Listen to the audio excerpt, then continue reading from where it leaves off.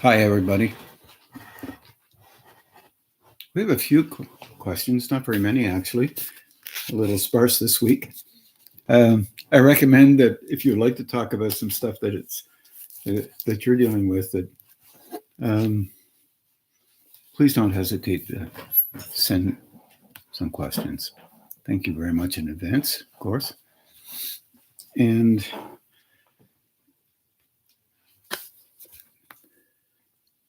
when I'm answering some of these questions, sometimes I'll try to answer two or three at the same time because they link together. And I think that it seems to me that it might be a little easier to see some links as opposed to only answering a question. In this particular case, it's one sent in by Barbara Newport. It says, what is the process and experience of the crown center coming on?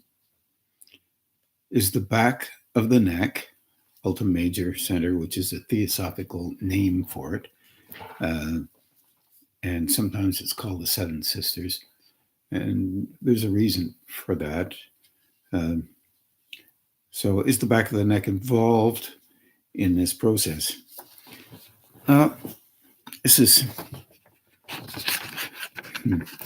These are complicating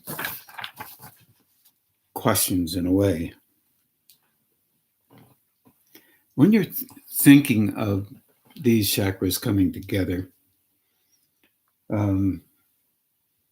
normally, as I've talked about before, if you're looking in various directions to find something out about chakras themselves, you'll come up against a few options that are related to, let's say, these centers coming on, as Barbara puts it. And in the traditional way of looking at it, is complicated. So only in the sense that why it's complicated is because the personality itself needs to be allowed to be prepared so that energy can operate in it in a different way than it's used to. As you know, the personality uses energy to construct a system. Many images involved with this. You can notice that just by engaging with different people and see how you act under those in different circumstances.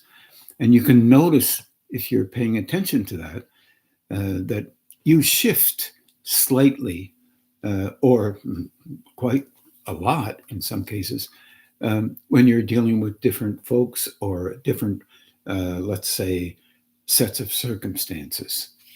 And this is natural in the construction of a personality. Well, in the Eastern orientation, by the way, this is similar in the West as well, there is an awful lot of inquiry considered personally, not as a judgment orientation, although some people do it that way, but in a version of training towards being able to notice things. In other words, to become self-aware.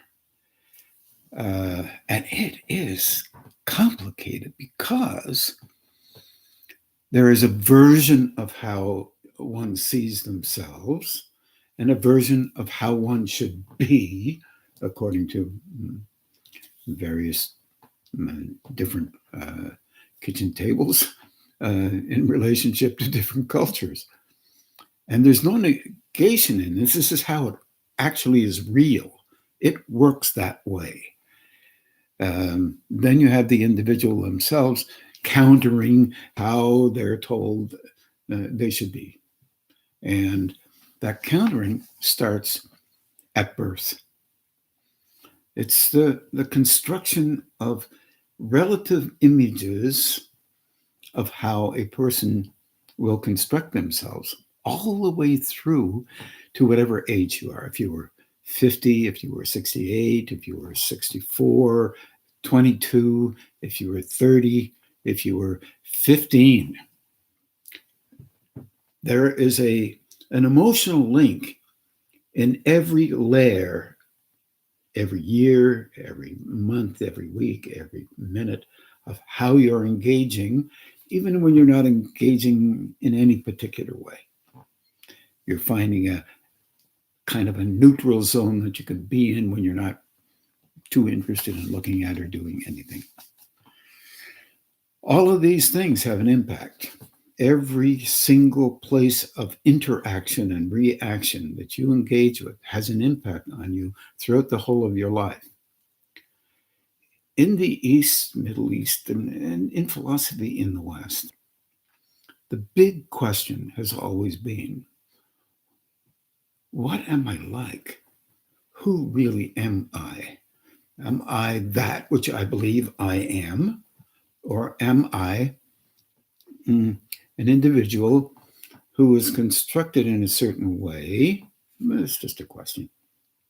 And I don't really see how I'm constructed. This has been has demanded a tremendous amount of curiosity, first of all, but also a tremendous search for meaning, meaning sort of sidelined, but based on some altruistic or semi-valued positions and places in the personality relative to the individual who constructed them. Sounds complicated, but not very when you get really into it. The difficulty is we don't want to see actually how we are. Okay, now I'm getting to the question. But we do want to see how we like to be considered, who we are or what we are. And so the journey into an honesty within the self about seeing the self as they are, yet at the same time, not judging it, just recognizing it and say, oh, this is how I am. I don't always agree that I should be this way or that, but sometimes I should be because that's really real and that's the way it should be. We have all kinds of ways of countering any change that might be necessary in us to help us. Now, here's the thing. Adjust the flow of energy coming into us naturally, that we have created all these images and these kind of numbing down our perceptions of how we function as an individual, so that we don't jump to conclusions and we're okay with what we are. Wow. In the East, Eastern philosophers have thought that it would be okay to attempt to consider the self that's constructed with the juice or love or energy that is naturally within us because of our sojourn through lifetimes, Eastern orientation, through lifetimes, and our learning through lifetimes. And because we figure out that we're just learning, then it's okay for you to try and understand the mix of how you are versus how you need to be and believe you need to be so that you can be okay within you. We have a problem here. All over the world, even in the learning of trying to understand ourselves, our defenses are strong and they help us not to notice. Our defenses are strong, and when we notice, we have to react because it's whatever we're doing is not good or wonderful or not. And that part right there occurs because we're all vulnerable. And we are alone, we think, in our engagement with existence. We look at it from that point of view, and there's a reason for doing that. If you haven't noticed that, well, you may have noticed that.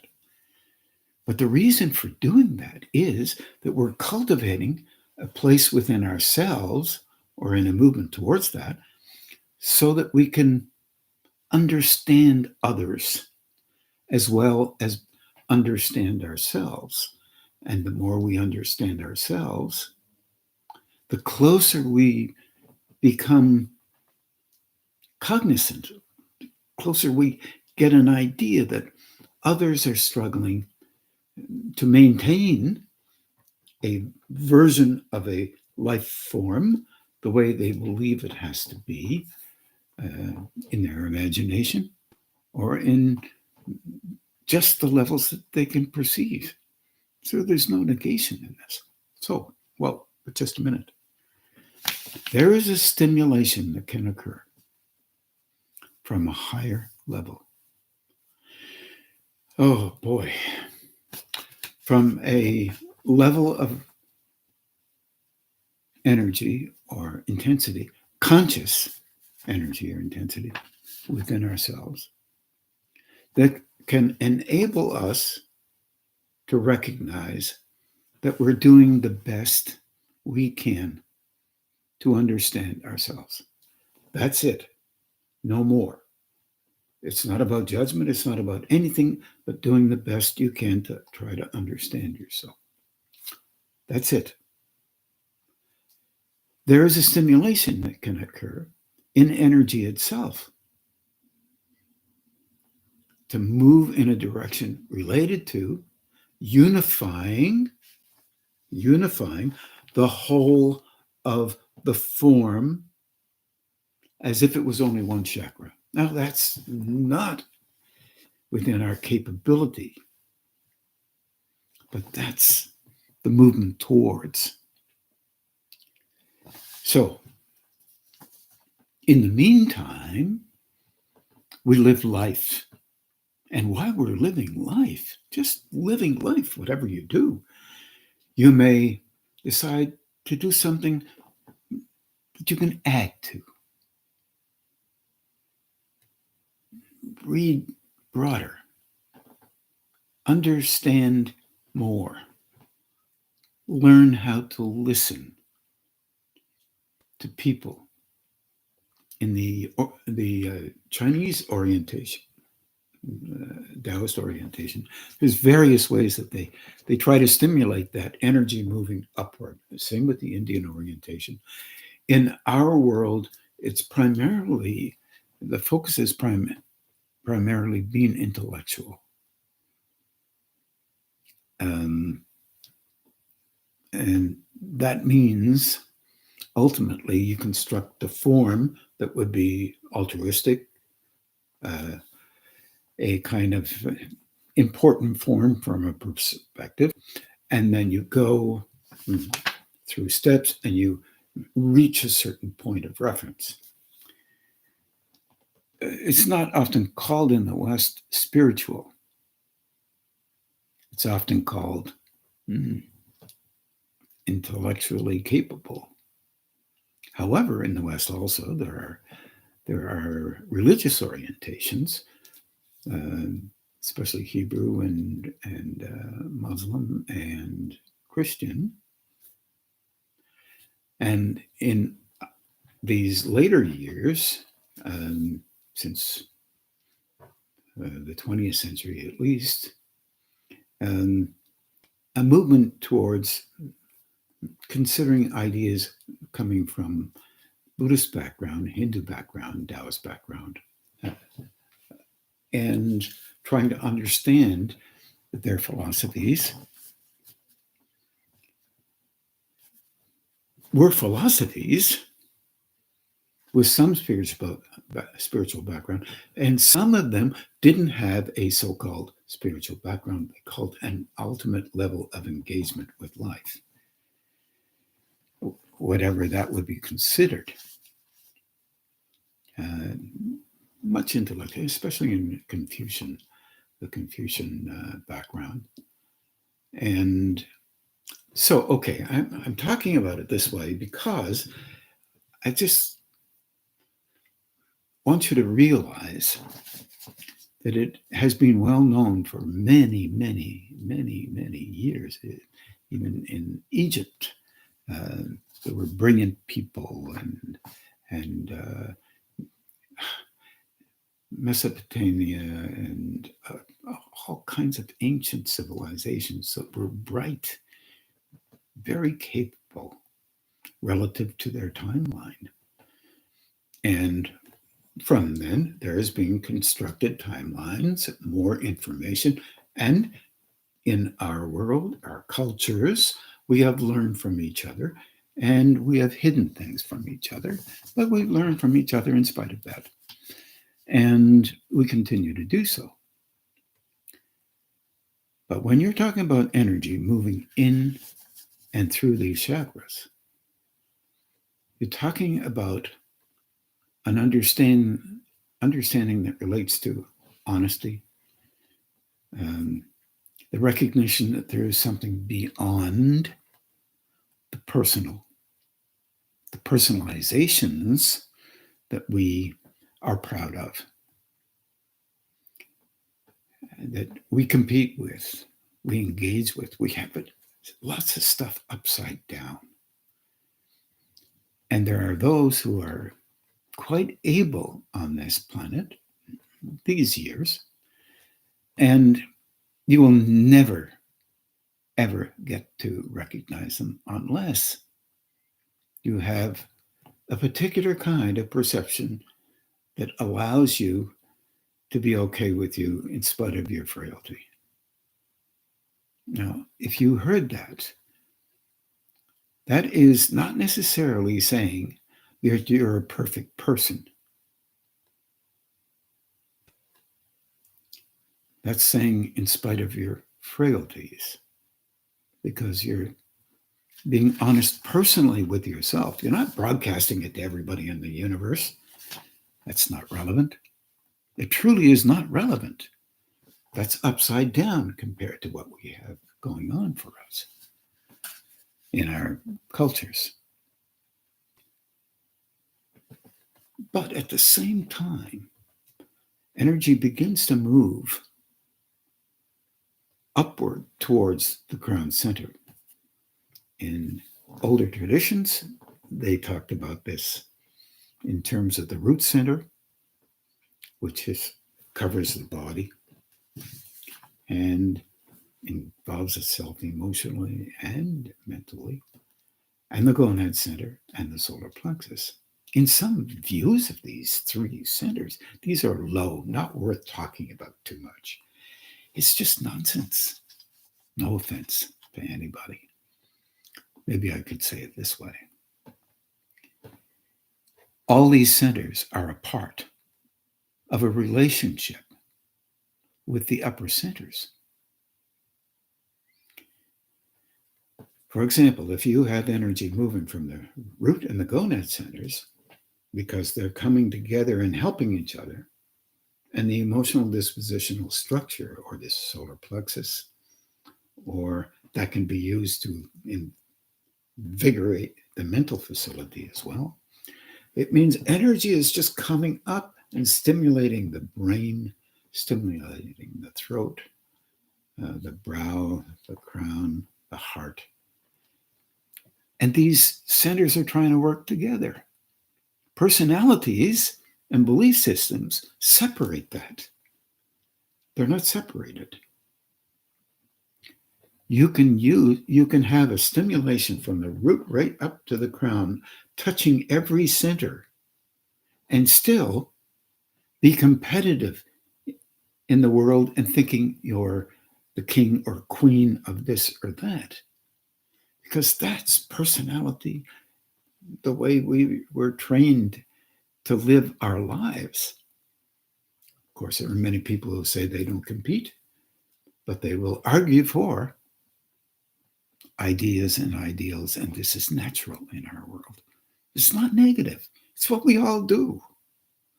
So understanding we all do these things is a step in the direction of understanding you and how you are. And you're not looking to beat yourself up. You're looking to understand and broaden out your relationship with you so that you can be open to a shift, an increase in flow inside you, and learn how to handle it so that then that higher state can begin to move energy in and through you where you can handle it. And that handling has to be done on the coarser levels because it's where we live.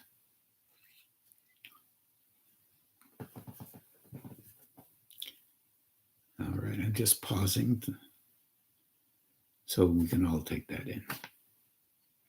Our dilemma in this is that as energy comes in, and it seems to be different or expanding our capability of handling that flow, be very universally engaging, each one of these centers helps the others to be broadened. This normally happens over millennium.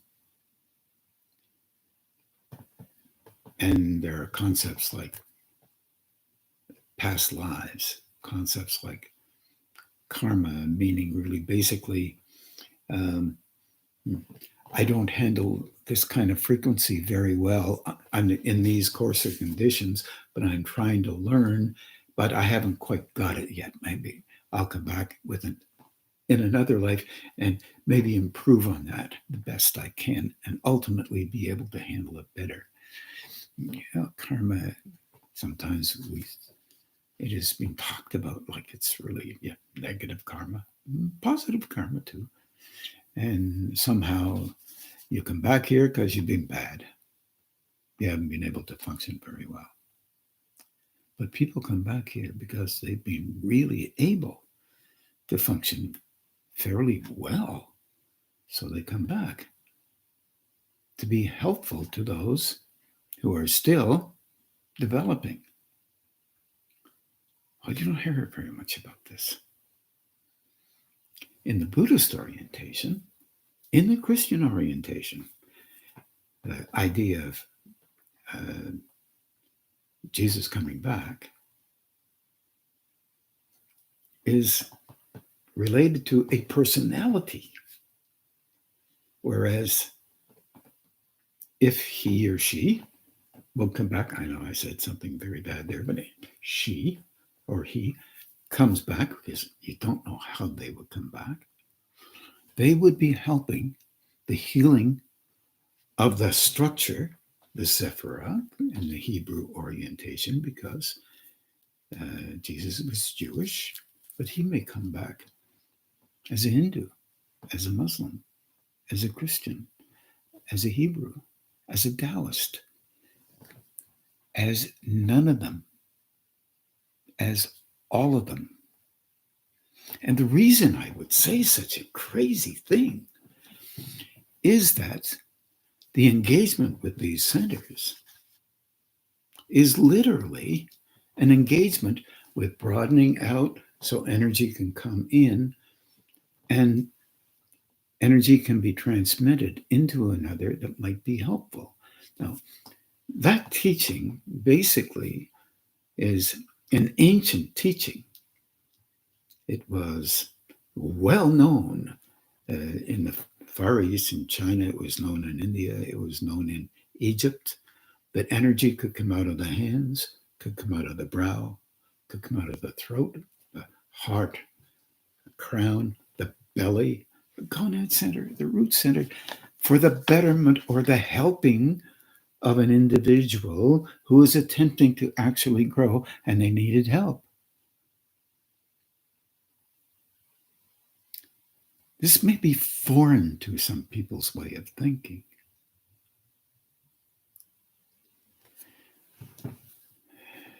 And therefore, it makes it very difficult to understand the business of the Sephiroth or the chakras or the fireballs in Japan and China or anything else you might call them.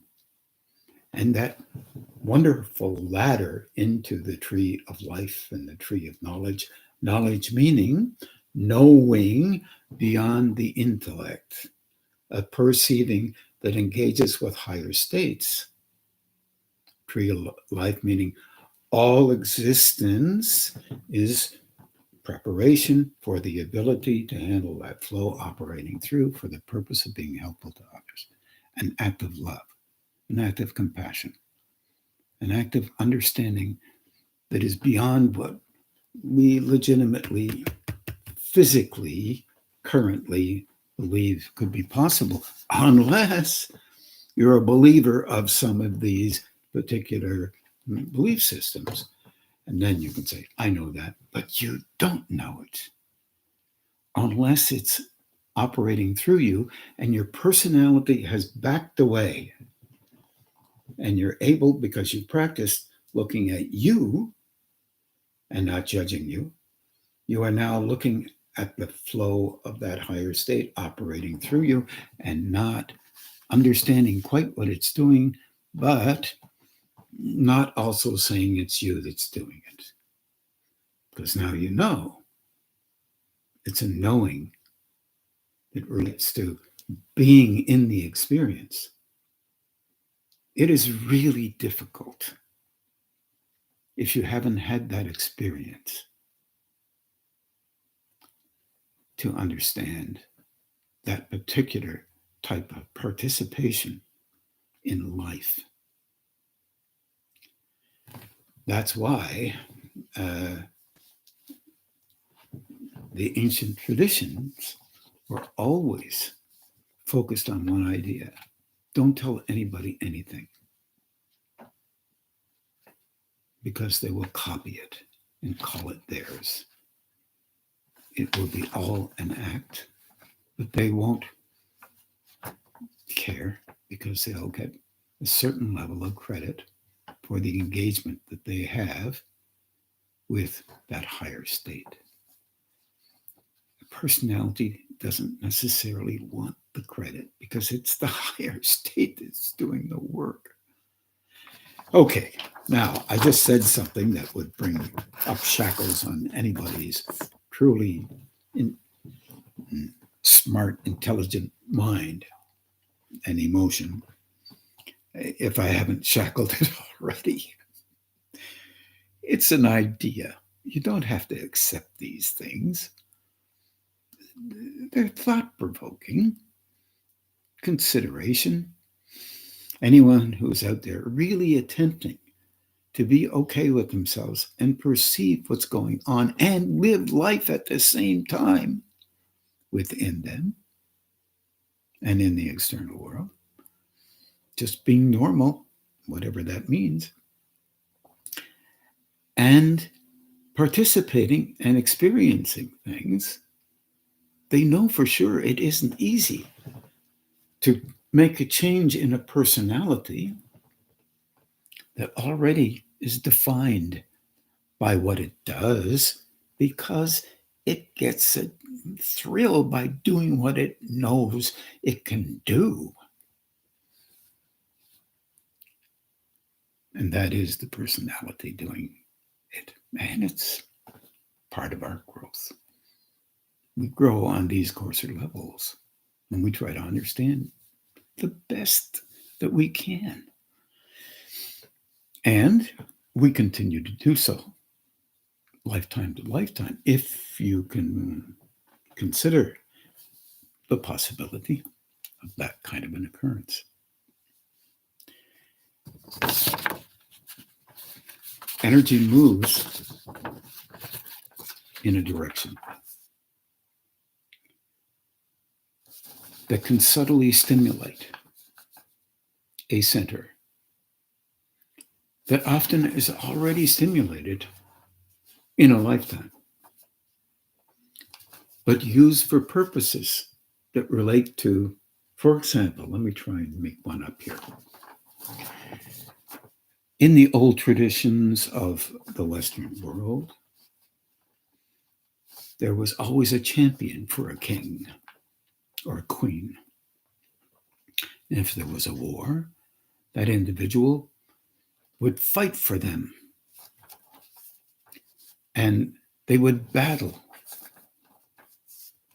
and lose their life, if necessary, to keep that queen in that throne, or keep others from trying to overtake that person. This was very tribal and very feudalistic, I agree. But that tribal orientation meant that they had to be subtly aware of everything all the time, listen to everything that everyone said, not only considering the possibility that they might be lying just to get the eye or the arm of the empress or the king, the queen, whatever, and or the tribal leader, whatever you might say, but at the same time instinctively trying to be sharp enough to realize that the reason why they would be good at that is because they were like that. And they could subtly see that in others, so that it helped them to do the job that their heart was in and their mind was in.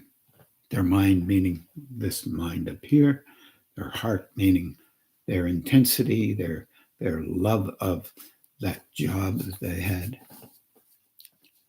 Must have carried a lot of perks. You were first into the ribs or whatever you were involved with at dinner time. But you were first in because you probably ate. Not quite like a taster. You ate before the queen could or the king could, because you wanted to be sure that they weren't going to be dying of poison. I told you I was making it up, so it's okay. But all you have to do is read from some old traditional English literature around knights and kings and what have you. And you'll see that it's just on paper, it's written down. But times were very strange. The same was true in Japan. Same was true in India. Same was true in China. Same was true in the West. In Rome, in Egypt. Everywhere you had tribal interactions. And in our world, we have tribal interactions as well. They're called different names now. Politics, belief systems. There's just different names. So they were able, because they were constantly reaching out in their mind to go beyond what they could see and include what they see, to get to a point where they could understand those who needed to be suspect a little bit. And in those times, everybody was suspect. This would stimulate the crown center because it was out of love. Also, it would stimulate the root center because it was out of, I'm better than anybody else, therefore I'm going to do this. You needed a strong will, the gonad center. You needed a tremendous amount of emotion to keep the intensity going all the time.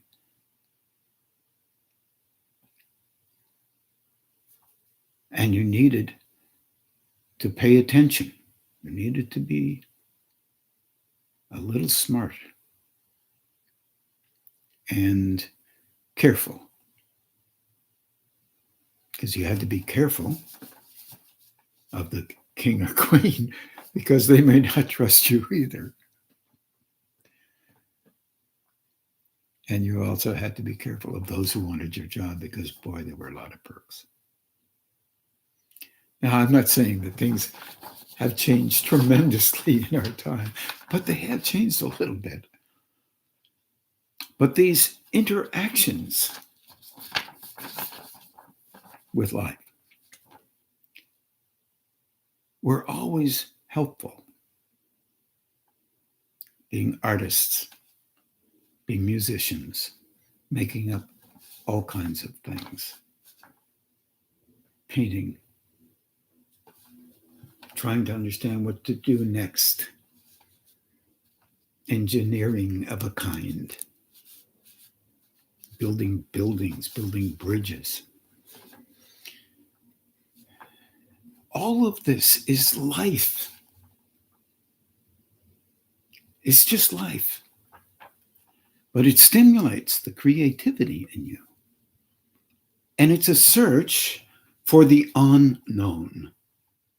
You may say, well, I need to build a bridge, but I need to, fine, but that's known. No. How you do it may be similar to something else, but you may need a floating bridge, like the old Bailey bridges in World War II and perhaps World War I, but I think it was World War II, where tanks could come across. They were created because couldn't figure out how to do that, because somebody blow up a bridge and that was the end of it. So through all kinds of engagements with life, new things come out of that, because you're not thinking about you, the great one who's doing it. You're first of all thinking of, this is something that we don't know, so let's try and figure out what that would be. And that is moving into the realm of a kind of creativity. That which may be known already, but not recognized or known by us. That's a bit of a strange way to put it, but I'm just trying to have examples so that it can be understood better. You are all moving into the world of the unknown, myself as well. Whatever I know has happened to me in my engagement with what I might call spiritual orientations, perhaps. You might also call that, or you may have a job where you are involved with creativity all the time. And that may be in management. It could be in anything. The stimulation of an interest in that which is unknown. How can I improve myself? How could I consider something beyond what I already think is viable?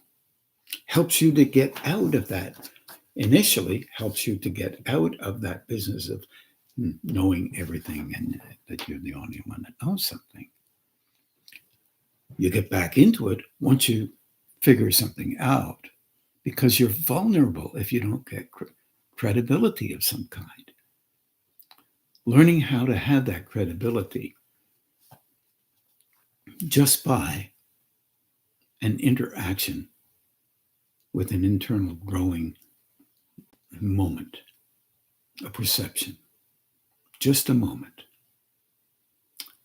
Then you can let it be, as opposed to wearing it like a flag. This is really difficult to do. Growing, as some of the sages say, is not for the weak of heart. It's more for people who are just attempting, doing what they can. Why I'm talking about it this way is that as you do these things and you're able to be curious about why you do something and what it is that you do that is uncomfortable somehow, or is comforting for you somehow, and it has a little taste of something that you don't really want to continue to do, figuring that out is a movement into the unknown for you at that moment. Sages have said, same as philosophers in the West have said, getting to know you the best you possibly can and understanding you without negation will enable you to understand that there is something beyond you, within you, and it stimulates energy to move from one level of a coarser engagement to another level more subtle within the coarser construct. Ultimately, stimulating any of the centers above the diaphragm, they begin ultimately to start to stimulate those below the diaphragm. So they work together. They work together continually, always attempting to be helpful. And there is such a large, quite a tremendous level of compassion and loving at those higher states that then they would not want to hurt a defensive system created through the auspices of energy operating through a solar plexus or root, a gonad center. Hurting meaning an adaptation has to occur because you saw something and you want to adapt it, and you want to adapt it right away, and you want to change it, and then at the same time you're afraid that if you change something, you'll never be as credible in your own eyes as you had been up to this very second. If we could only smile a little at that and understand that everybody who grows has got the same difficulty because of the nature of how we function here on these planes. It's much easier just to read about it, memorize it, spit it out, and it makes you think you know something. And you do, but you don't experience it. Is it possible to experience? Yes, it is. But it's also reminiscent in the experience of an idea. And the idea is, and I said reminiscent of an idea is to be functionally that way all the time, little by little. It's reminiscent of that because you will have an experience. It will help you to know that there is such a thing that can happen, and then let it go, because that's not really where you are. You can't do anything but let it go, because your personality will come teeming in to take a place in you that tells you that, don't worry, now you're really more able than you were before because you had that one experience, and you are. But it's not in the same way as the personality thinks it is. Personality isn't in charge of that. It happened in spite of the personality. This is what makes it a little confusing. And it doesn't make it negative. It's just confusing. When you have, where you run into, we all run into trouble, legitimate spiritual trouble, is when we can do something. And it makes you more important in your eyes, nobody else's. Other people are going to say and do whatever they do about you. I don't care what it is. Sometimes it's better to keep your mouth shut unless you're teaching. And even then, sometimes, in the old traditions, they said, don't tell anybody anything. They had good reason for that. You tell them something, they're going to think they can do it because they know something now. Well, our brow centers have been open by our ancestors, meaning in the centuries previous, there was more and more and more educational background, which was good for the opening of the emotional mind so that we could engage literally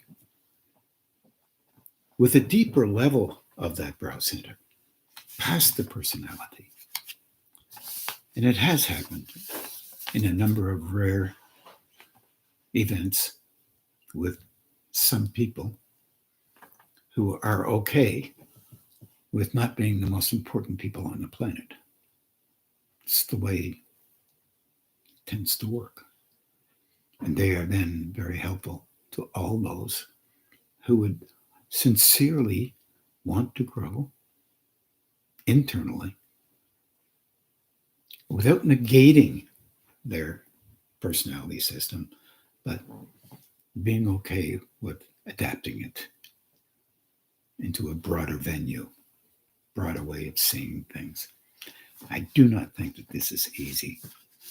And there are many reasons why people find this very difficult. They would much rather take the other route, learn stuff, because we're trained that way, than spit it out and then get an A for it. And I understand that.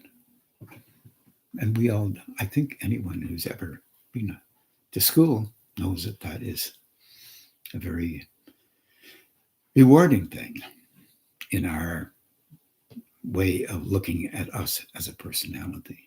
I'm talking about any age. Age doesn't mean very much.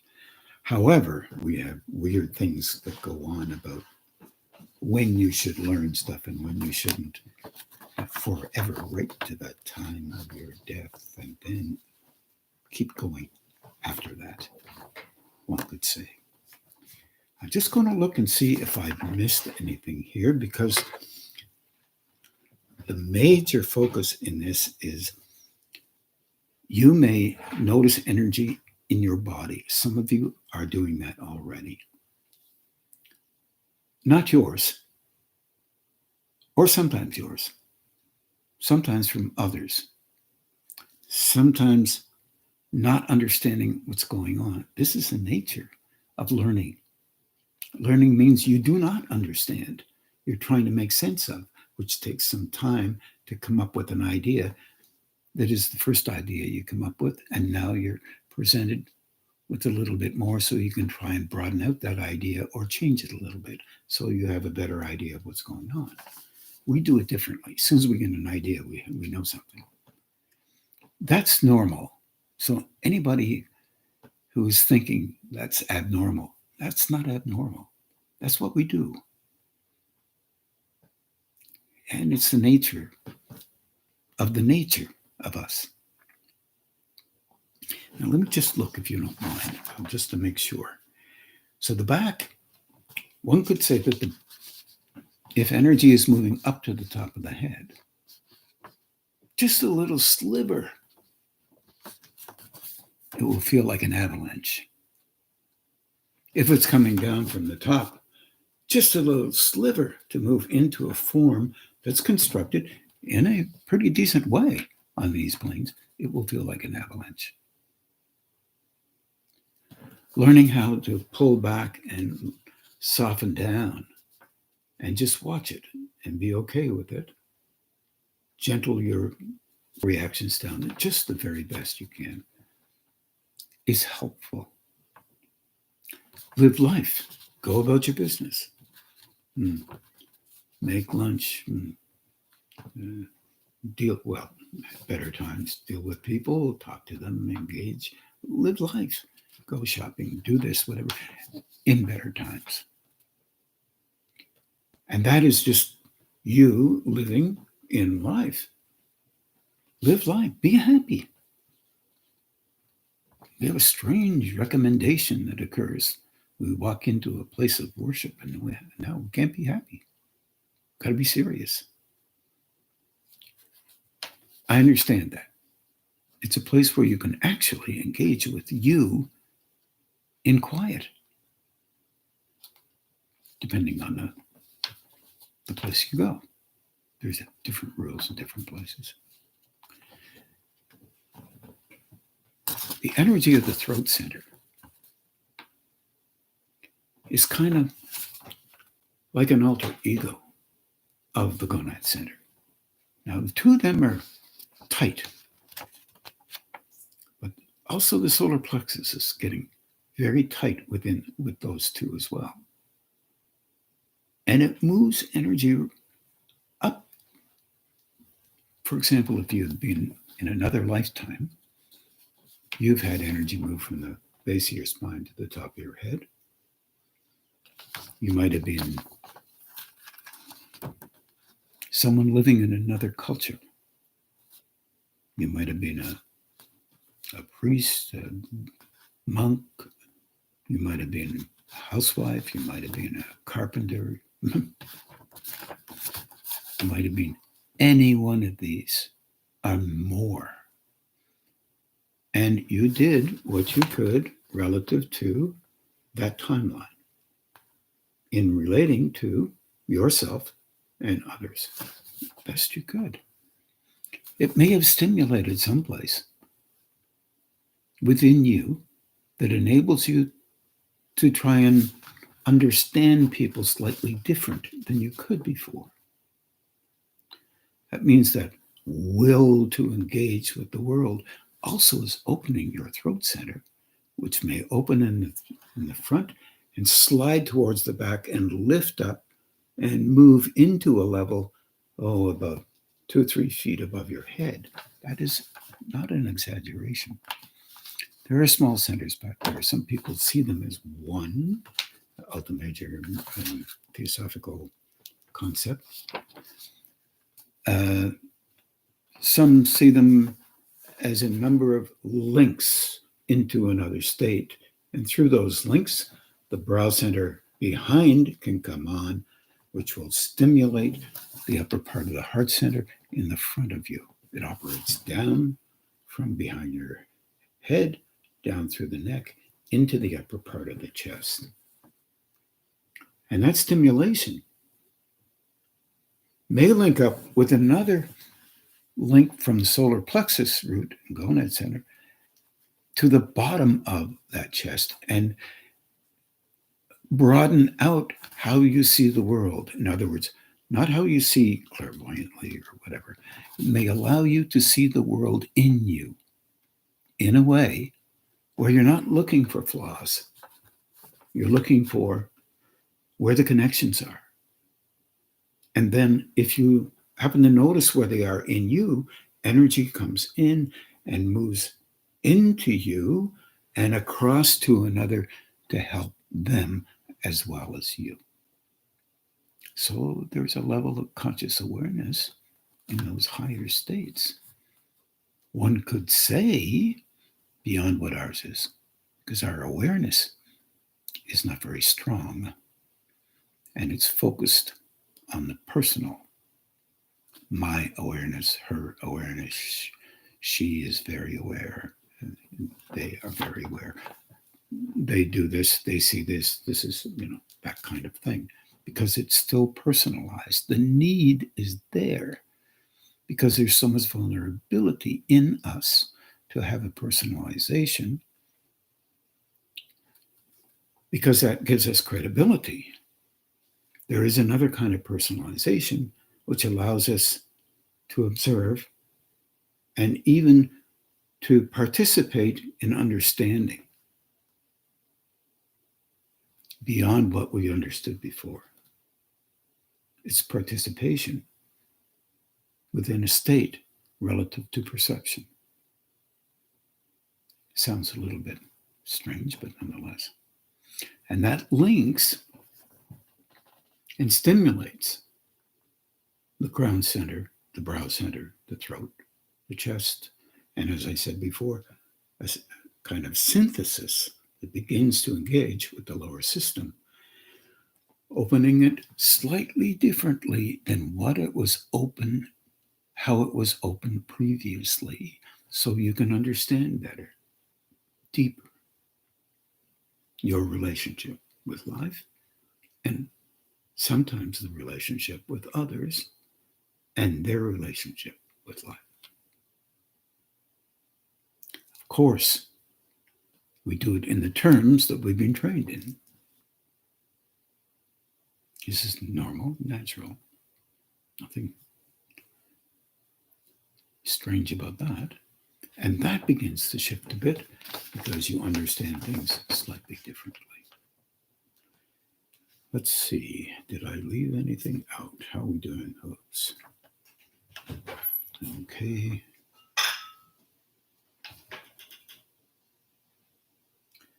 I think I've talked mainly about most of what I wanted to talk about. And so the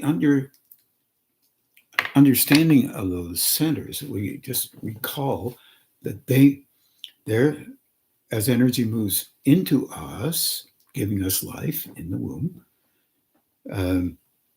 what we're really doing there is starting to make sense of the world. So we're constructing already the sensing of the world, and we start with tones primarily, and we continue on from there. I'd like to leave that one there, and I think we'll just meditate for a time, usually probably 55 to 60 minutes. And I wish you all a very nice evening, wherever you are. And at the same time, I wish you well and lots of good health and lots of wondrous growing. Hurry up and grow. You can help me. Sounds like a selfish little piece. I would agree with that. Take care of yourselves. Bye for now.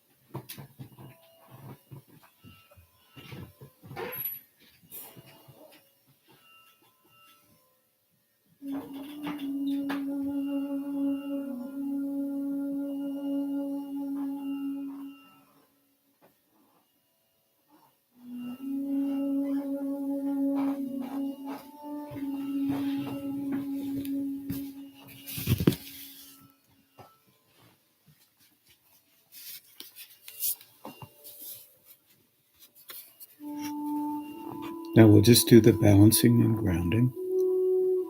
And good night, everybody. Have a good evening.